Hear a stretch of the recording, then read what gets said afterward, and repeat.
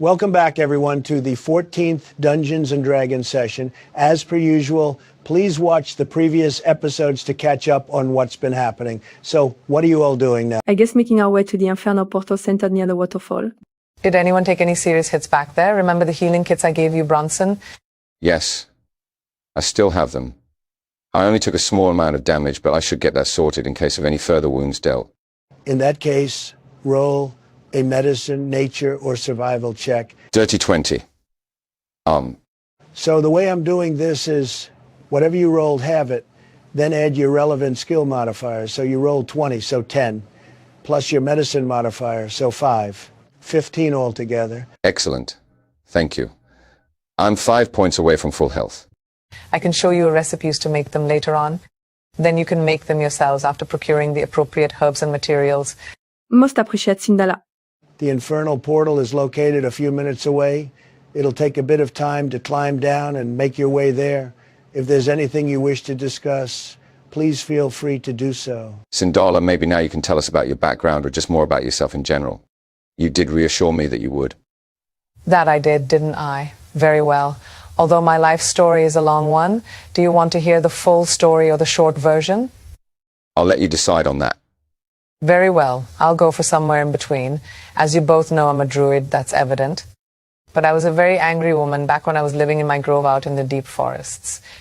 Far simpler back then, yet my mind was so close-minded. So much anger, yet I found few ways to vent it out healthily. I suppose I wasn't as composed or as wise as my fellow druids, even as I matured, which was decades in. As an elf, you have so much time in your life, yet my inner rage rarely subsided. Narrowing down the main cause of my anger is almost impossible. There were several. Rival druid groves, the flourishing of outside communities, the lack of action when it comes to druidic magic. Of course, love played a part as well. Internal struggles and conflicts within my own grove were also significant. Add an angry young elf, or rather one of the only few like my younger self, and you've quite the experience. I've seen you fight. You seem so focused. And yet it's like you're almost in another world. Sindala chuckles quietly, lowering her head a little. That's quite a way to describe it. There are many things that flow through my mind during the heat of battle. I don't doubt that. My point being, how did you go from unruly to focused and centered? A lot of regrets and mistakes to finding and reinventing myself. It's not as easy as it sounds. It's grueling, and you really have to affirm and maintain your own self-will and new beliefs. But if you don't, you'll get dragged beneath the waves of self-doubt and internal misery. What was your biggest regret, Sindala? I have many, but the one I still have dreams about is being idle whilst my grove was consumed and destroyed by flames. Many died, numerous buildings and precious items were engulfed and burned to ashes. You just stood by and did nothing as that all happened. Yes, that's right. Please don't either of you think that I took pleasure in it. I'm going to assume you had a very good reason. You can assume, bestow blame, cast aspersions, whatever you wish. You requested to know my biggest regret? Now, you know. Now approaching the infernal portal, you all feel an intense pressure in your chests as the glyph bursts to life. Shit. Prepare yourself. Bronson holds his attack, his weapon in both hands. Sindala has her shield out, her bear beside her, teeth bared. Kamari has her shield out too, readying a vicious mockery. Standing about 8 feet tall is a large, toad-like demon with a revolting stench, a tough hide and strong jaws. Everyone roll initiative. 22 for Sindala. Bronson got a dirty 20. Natural 1, plus 4, so 5. Bronson, you and Kamara were holding your attacks, so do those first, then the initiative list will commence. Kamari unleashes a vicious mockery, shouting, "Just fuck off back into the bowels of hell." The demon flinches and rubs its forehead in pain. Bronson is already sprinting towards the ugly bastard, roaring and raising his blade. Lodging his blade deep into the thing's leg, Bronson eventually tears it free. As painfully for the demon as he can. Sindala, you're up. Brilliant. Sindala keeps her distance, conjuring an icicle spear and launching it at the fiend. It rams into the demon's chest, although it seems somewhat unaffected. Sindala sends in her bear companion. Sindala, your bear needs to make a constitution saving throw. The stench coming from the demon is putrid, repugnant even. That's 12 total. Your bear almost retches and roars roughly, the stench affecting him. He can still attack, but with disadvantage. Understood. DM. The bear swipes fiercely with his claws twice, but sluggishly due to the disgusting scent. Therefore missing both attacks. Bronson's muscles enlarge and swell as he enters a barbarian rage, launching himself recklessly at the thing. He hacks at the stench but stays firm, steady. He cleaves into the toad demon's side, drawing thick amounts of blood. He swirls his battle axe, aiming for the neck. He gets close to the neck, inflicting a deep wound just below it, the demon howling in agony. The Hezru grazes its claws against each other, eyes set on you, Bronson. With astounding speed, it flourishes and slashes at you with its claws, twice drawing a large pool of blood on the ground. Hissing, it then focuses on your teammates. Kamarir is going to try something different this time. She casts Earth Tremor beneath the demon's feet, making sure to avoid Bronson getting affected. The demon avoids getting knocked prone and the damage that comes with it. She curses under her breath. Sindala also tries a new approach, delving deep into her magical resources, casting Blight. Necrotic energy swirls around the demon, Sindala frowning a little as he shrugs some of it off. But he did take a fair bit of damage. Her bear seems to have adapted to the stench, flanking close to Bronson and lunging at the demon. He gets one great hit off, just missing barely the second time. Bronson slides between the demon's legs, slicing at his lower tendons. Natural 20 for the second strike. Bronson is certain he nearly carved through the entire leg then. Excellent. Just for that, the Hezru speed is reduced by 10 feet. It disengages, slightly limping as it runs at Kamara. It draws upon its reserves and attacks, growling intensely. Kamarir, despite the Hezru launching an incessant volley of attacks at you with brilliant speed, you dodge and counter all of them splendidly. Kamarir surprise herself sometimes. In response, she brandishes her rapier and gracefully takes a precise strike at the Hezru. Her blade is blocked as the bastard uses his thick body to negate her attack. Seeing Kamara get in a shaky situation with the Hezru, Sindala flourishes her quarterstaff, going for a strike at the thing's back after flanking it. She thrashes the demon's back, the druidic carvings on the quarterstaff glowing bright with the impact of the blow. Her bear runs over after Sindala shouts for Bronson to climb onto him, which she assumes he does. With a loud vibratory roar, the bear slashes into the demon's torso. Getting doused in blood, the bear slashes again, its claws deep in the demon's muscle sinews. Bronson does indeed ride on the bear's back, finding this fucking awesome. After the bear does his thing, Bronson launches his blade at the Hezru, roaring along with the bear. 2 huge swings later, Bronson tears out a large chunk of the demon's torso muscles. Looking severely wounded, the Hezru draws upon its reserves one last time, adrenaline coursing through its veins. It lunges Sindala, biting her arm deeply and slashing at her stomach. Sindala, the pain is like shards of cold glass, shards uppercutting through your tender flesh. Kamarir springs forward, blade high. She smiles as the strike went deep into the demon's side, hearing the flesh and nerves squelch like wet meat. Sindala lets her quarterstaff slam into the Hezru again, the weapon swishing. Her bear attacks simultaneously, biting and clamping down on the demon's arm, most likely in response to what the demon did to mine earlier. Bronson aims for the demon's neck again, determined to get the angle just right this time.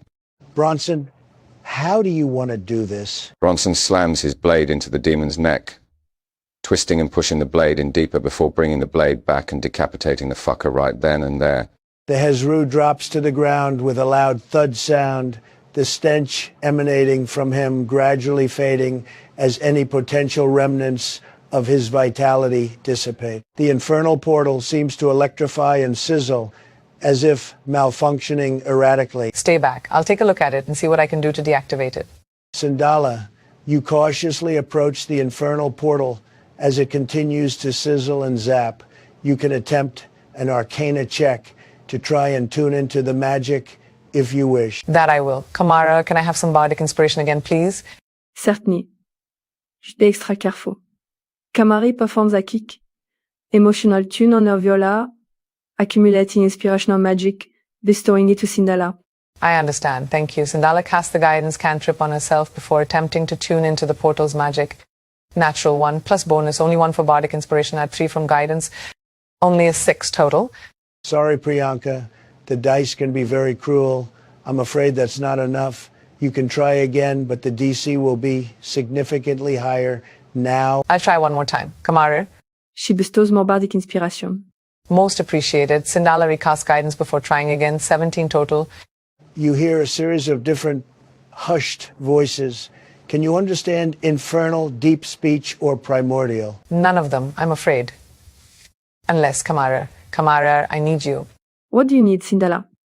DM Sindala is going to say to Kamara what the infernal voice is saying, even though I'm not sure which voice it is.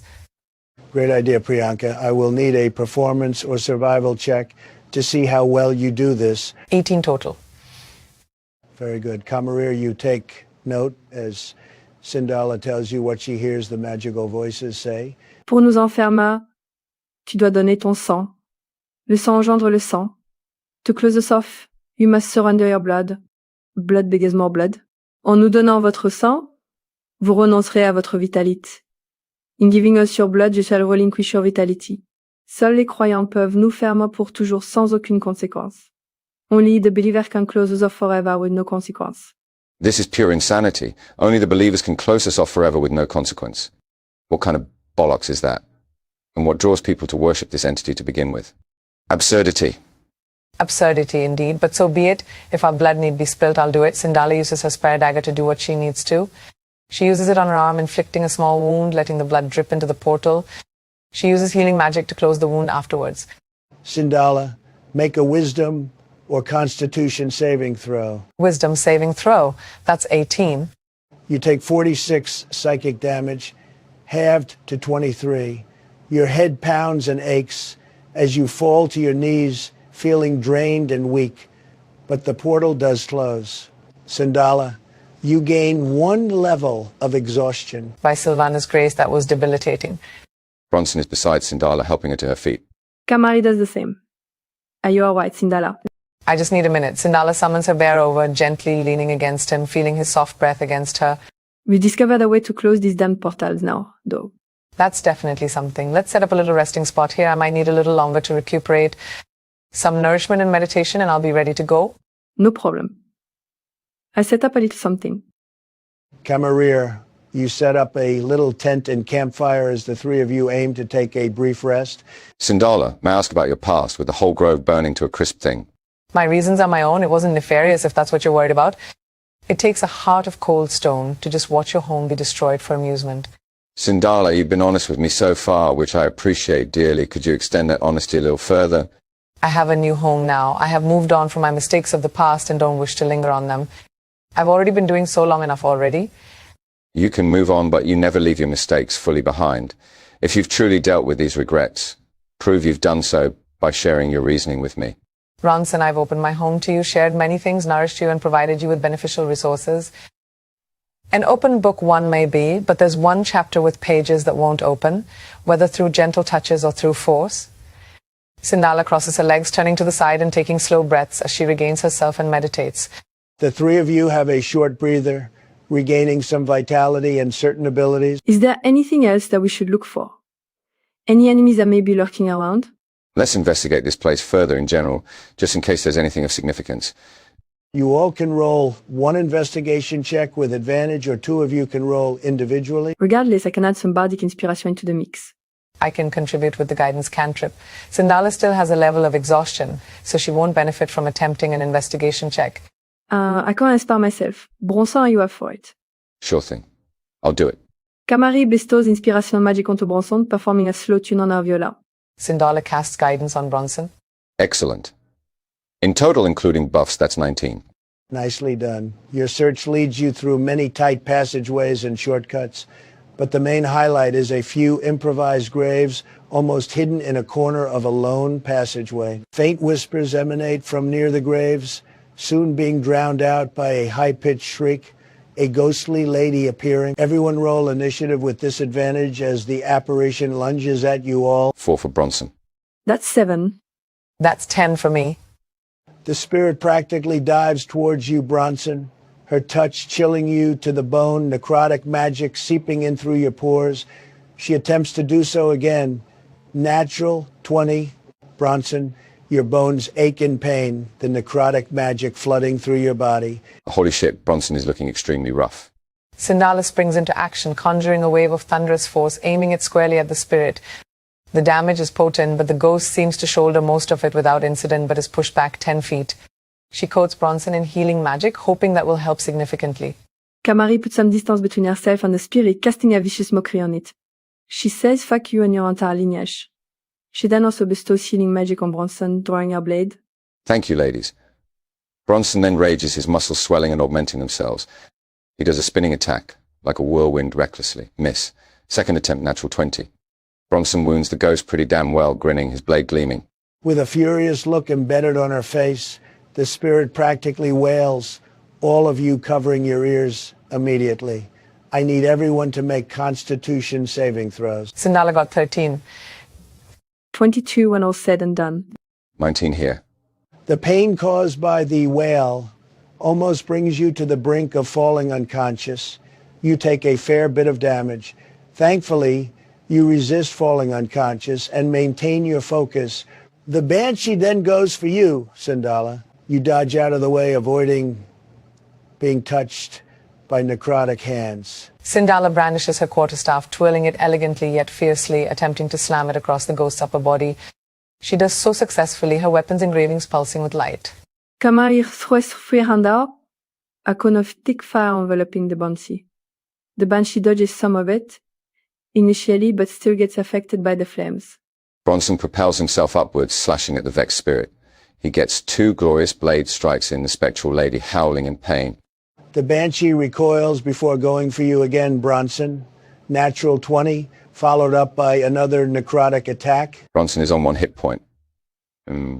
Sindala goes for another attack with her quarterstaff, whacking the spirit with sheer force. She casts another healing spell on Bronson, restoring a portion of his vitality. Kamari flanks the Banshee, thrusting her blade at her. Her strike is graceful and precise, getting the spirit in the chest. Time to send you back to where you came from. With a flash of his blade, Bronson hurls himself at the ghost, screaming out. Bronson, how do you want to do this? Bronson bombards the Banshee with wild, intense strikes from his blade like a frenzied Viking. With a squeal, the spirit dissipates like water evaporating into the sky. By Sylvanus, that was wild. Restless spirits residing in this place. I wonder what the cause is. DM, can I search for anything amongst these graves? Make a perception check, Catherine. 23 altogether. Kamarir, there's a book of sorts, half buried in front of the grave the Banshee emerged from. Also, the grave itself has a faded, carved name on it. Kamari knelt down in front of the grave, reciting a prayer before retrieving the book and checking the name carved onto the grave after slipping her glasses on. Emilia Archibald. Holy shit. Guys, you should come see this. What have you found, Kamara? Anything fruitful? Kamari shows them both the gravestone and the book. My, that's a game changer. So that lady was a relative of Mayor Archibald. Surely not, he wouldn't leave a relative's body in a forgotten part of the mine. What about the book? What does it contain? Kamari opens up the book, the front cover having no writing on it. Opening the book, Kamarir, you're swarmed by decades worth of dust and dirt, as well as a few bugs. Kamari instantly rubs her nose, turning and having a long fit of sneezes, Bronson getting the bugs off of her. God bless you, my love. Goodness, Gesundheit. Thank you. Kamari gives the book to Bronson, needing to regain her bearings.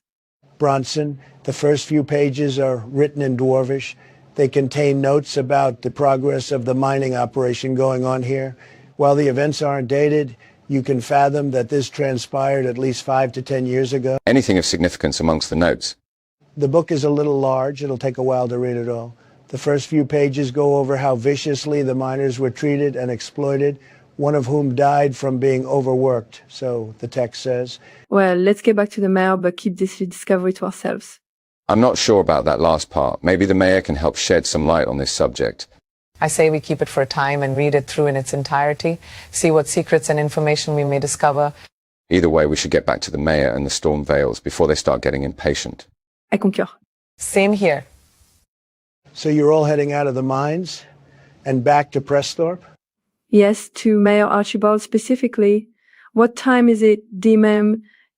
If it's too late at night, we'll head to Kamara's home and take a long rest first. It's currently early morning, around 7 o'clock. Well, it's not too early. If you all want, we can go back to my home and read a little more from that book, uninterrupted. Also, I need to feed and check on my cat. He's been left unmonitored for quite a while now. He can get mischievous sometimes when left to his own devices. I love cats. Very well, an hour or two spent on perusing this book won't do much harm. But should we speak to Mayor Archibald first, before the Storm Veils get tetchy? More than usual. You have a point, but my curiosity is piqued. Something monumental could be in this book. I'll go and see the mayor and the Storm Veils. Since Archibald likes me, he'll listen to whatever I say, and mostly believe it. Good idea, just be sure to leave out the part about the graves in the book. If the subject comes up, I won't stray from it. Why? Is it that difficult for you to lie to someone like Archibald? Despite what you think of him, I still have some respect for him. I'm not saying don't respect him, just avoid those certain subjects. I don't trust him, and I've given you plenty of reasons as to why. Whilst you're both keeping busy, I'm going to check on Vermilia. Then Calaria. Camarilla, you return to your home to check on Vermilia. Upon arrival, the house is quiet and showing no trace of Vermilia. She must be out and about somewhere, procuring information, or just having a drink. Off to the medical centre then. Calaria is in the same room of the hospital as before, out of bed wearing leather armor and slipping on some leather boots. Calaria, you've been discharged. Good to see. It took long enough. Mother, I can't stay too long. I'm leaving. Leaving this place. Of course, you've been cooped up here for a long while. Leaving as in heading back home down south. What? Why? You can stay with me. Because I won't intrude on your life. Plus, you're still on a mission of sorts. Far be it for me to get involved. Calaria, I want you here with me. We haven't seen each other for so damn long. I want you to leave. Well, you've seen me. And I'd just be a hindrance, Mother. That's untrue, and you know it. I know your father trained you well with a blade. I made him promise that before I went. You made him promise you that. Kamari sit beside her daughter near the end of the bed. Yes, it's a cruel world out there. I knew that you wouldn't want to stay in the Kalim Desert for the rest of your life. So I practically begged your father to train you to use a blade every single day. Calaria nods in understanding. I'm glad you ensured that. Thank you. I couldn't have asked for a better teacher. You don't need to thank me. Thank your father. Look, Calaria. I can't stop you from leaving, but please stay with me. I'm planning on traveling to Inescar very soon to meet a friend who can hopefully resurrect someone. Someone who traveled with Bronson and myself since the beginning. Camarilla, roll a persuasion check. That's 18. Very well, Mother, I'll stay. I don't mean to sound cold. I just don't want to get in your way. Kamari hugs her daughter tight, almost crying again. You won't, sweetheart. I give you my word. Bronson, you make your way to the mayor's office once more. You wait outside the main door. From your current position, you can see Geneva, Mavis, Trowen, and Gerard. They are having an extensive back and forth before you get let in. No sign of Yvonne?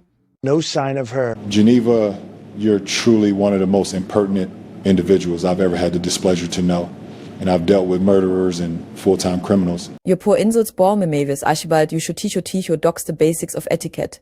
And you would know all about teaching things, wouldn't you, Geneva? Whatever do you mean by that? You don't get to my position without mingling with powerful people. Your daughter, for instance. I wonder where she learned exactly which buttons to push the right person to seduce. You mean using your natural charm? I haven't a clue. Keep telling yourself that, sweetheart. We all know that you use your daughter that way. Ah, Bronson. Welcome back. Take a seat. How was your little venture into the mines? You didn't run into any trouble, I hope. For your town's sake? I hope not. There were 2 hurdles, an earth elemental and a mischievous spirit. I reckon the earth elemental had made its home there recently. Maybe from the infernal portal we found in there. That earthy brute better not have destroyed any crystals. Unbelievable. Seriously. Sindala got the portal sorted and sealed. Of course, we fought one more hindrance before that, a Hezra demon. But everything's taken care of now. Well, I'll be damned. Excellent work, Bronson. Thank you for undertaking such a perilous task. Thank you, sir. It was a pleasure. Never mind that. Was anything destroyed? You didn't make a mess of things during your escapades, did you? Geneva, your disrespect towards those who I trust the most is becoming hard to tolerate.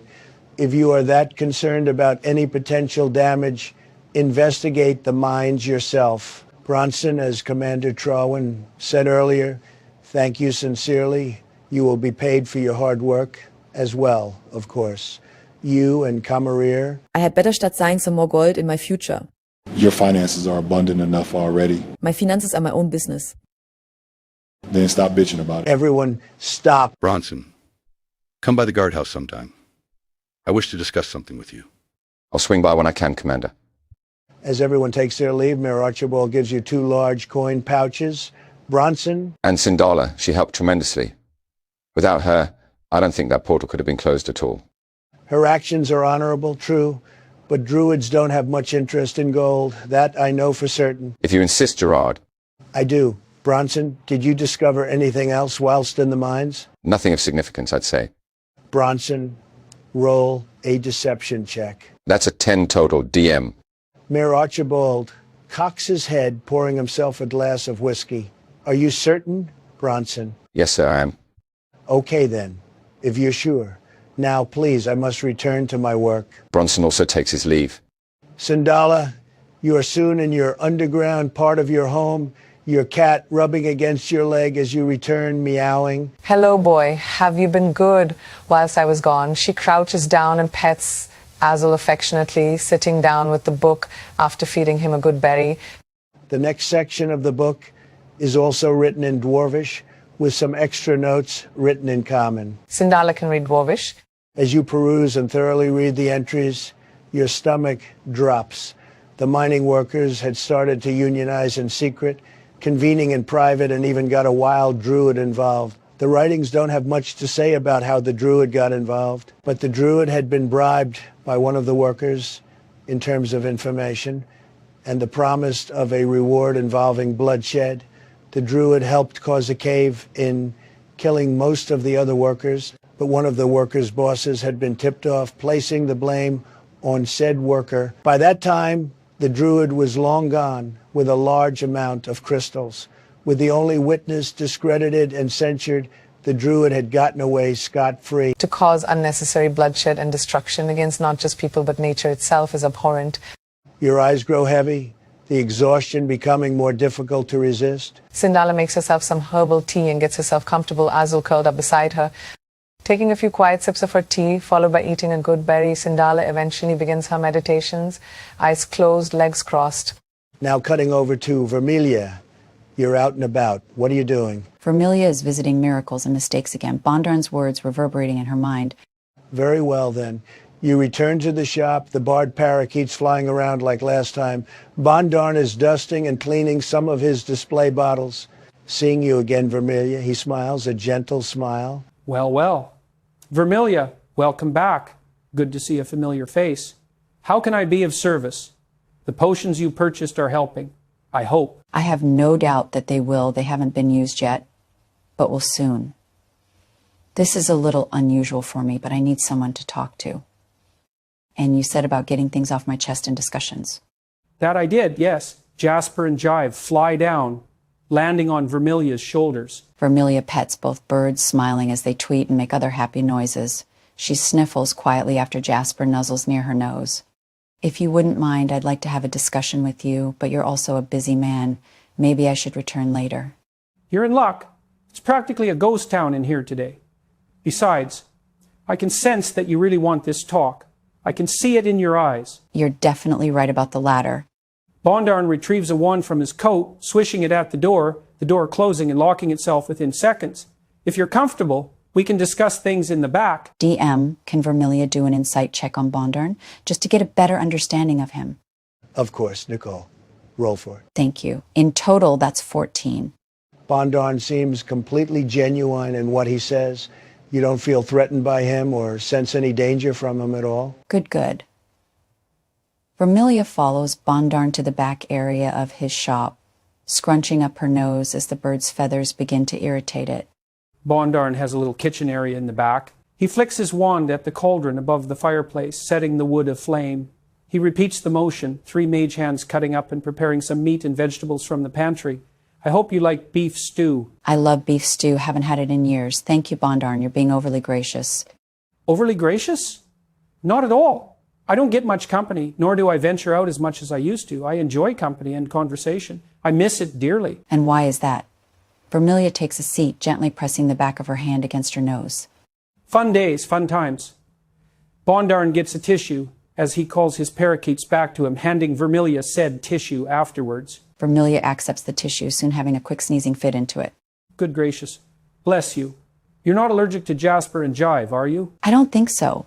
Bondarn sits opposite Vermilia, folding one leg over the other. The floor is yours, Vermilia. What would you like to discuss? Where shall we start? Camarilla, what are you doing currently? Camarilla is going to search for Bronson with Calaria. They're heading in the direction of the mayor's office. You both spot Bronson emerging from the mayoral building. Bronson, my love, how did things go with Archibald and the Stormwells? Surprisingly decent. I think Gerard bought the lie I told him. Captain Trowen also wants to see me about something soon. And we were adequately compensated. Bronson gives Kamara her share of the reward. Calaria, good to see you up and about. How are you faring? Good to see you again, Bronson. I'm faring well. Just glad to be out of that hospital. Mother insisted that I stick around. I hope this won't cause any harm. I don't see how any harm can happen. You know how to defend yourself. That's the most important thing. Yes, I can defend myself. I had a formidable teacher. What's your preference, by blade or by spell? Blade, good old-fashioned steel. Now that's pleasing to hear. Just like myself, you preferred dealing with things up close and personal. That's one way of phrasing it, yes. I can also provide covering fire with my short bow. Most excellent. Shall we go see Sindala now? What new information has she learned, I wonder? You all go forth to Sindala's home, less vines around her house, unlike before. Bronson, you lead everyone down into the more secluded part of the home. You all see Sindala deep in her meditation. Her cat perks up, meowing repeatedly as you advance. What an adorable kitty cat. It's okay, boy. We're no threat. Make an animal handling check. Calaria will provide the help action, also trying to calm down the adorable feline. Camarilla, roll the animal handling check with advantage. Excellent. Dirty 20. The cat approaches and nuzzles all of you before climbing onto Sindala's shoulder, gently meowing into her ear before she seems to break her trance. What the hells? Sindala, sorry to disrupt you. I was trying to recuperate. I'm still exhausted. She pets Azul, holding him close to her chest, getting to her feet. You didn't mention you were bringing a guest? Hello there. I don't believe we've met. I'm Calaria Kamara's daughter. Pleasure. The pleasure's all mine, Calaria. All of you, please sit. I'll get some refreshments and we can all catch up on what we've done and learned. You all do as instructed. Sindala providing warm beverages and food to all. Everyone shares what they've discovered and done, beginning to air your thoughts. Sounds like these minds are always being exploited. No surprise but to hear that they basically enslaved and overworked my kin is unsettling. Camari holds Bronson's hand, caressing the back of it with her thumb. And how much of this book have you read so far, Sindala? As much as I can, roughly half, but the rest of the pages are written in a language which I don't understand. Only one of you recognize the language it's written in. It's written in Abyssal. Can I have a closer look? Be my guest. Sindala hands the book over. Liplas appreci. Calaria, you peruse and read through the next few pages of writings. It details how work on the mines was put on hold following the cave-in that happened in the previous chapters. Then how the Stormvales invested heavily into the restoration of the mines. They immediately sent the dwarves back in after the fact, along with some gnomes. Since the Stormvales' influence started, their demands started seeping through the employers. More mandatory work hours, less breaks, less medical assurance. The pay remained unchanged, the hours grueling and more demanding. The dwarves started forging weapons in secret, history repeating itself as a small group of the dwarves took action in protest, destroying part of the mine and even subduing anyone that got in their way. Although one of the individuals that tried to interfere was a lady in silk, trying to alleviate the tension, but got struck down by one of the dwarves' weapons accidentally. Since there were guards involved and weapons were drawn, the writings become incoherent from there. Putain. Si est une histoire plutôt plaisante, non? Qu'est-ce qu'il y a, chérie? Qu'est-ce que qu'a dit? What is it, sweetheart? What does he say? Calaria recites everything she just read. So it devolved into a massacre. Seems like the gist of it. It's so saddening. Saddening is an understatement. My kin should not have been treated that way, but to construct and forge numerous weapons, then draw them on guards, and this lady in silk. People do strange things when they're driven to it. This is something, but what happens from here? In regards to Archibald, I'm unsure, but the Stormvales have a lot to answer for. Oh yes, they do. Even with what we have, we'll need irrefutable evidence. Definitely keep the book close. If we lose it, then we lose a huge advantage against the Stormvales. That's for certain. I'm not sure if we can do much else here for now. We should start making preparations for our journey to Inesca, catch up with Jocelyn and hopefully Alexandra. We'll check on Vermilia and then make our final preparations. A pity you can't stay longer, but I understand. I'll keep an eye on things here whilst you're gone. Any changes, I'll send a letter of correspondence. Thank you, Sandala, for everything. If anything, I owe you thanks. You've both done a lot for me since we've met. Our pleasure. If I may say, you all look fatigued. Why don't I search for your friend? You all rest. Very well, Kalaya. Kamari gives her a detailed description of Vermilia, down to the smallest detail. Sindala, do you mind if we rest here? Do bees make honey? Of course you can. Aside from Calaria, you all relax and sleep, having a long rest. Calaria, you do find Vermilia, telling her about your travel plans. She agrees to stay put in Prestorp and keep an eye on things here as well. You then return to the others and have a short rest. Roughly 8 hours later, you prepare to leave Prestorp and towards Imniskar. Okay, everyone, that seems like a good place to end the session. Thank you to everyone for playing and watching. Please take care of yourselves and be kind. Farewell.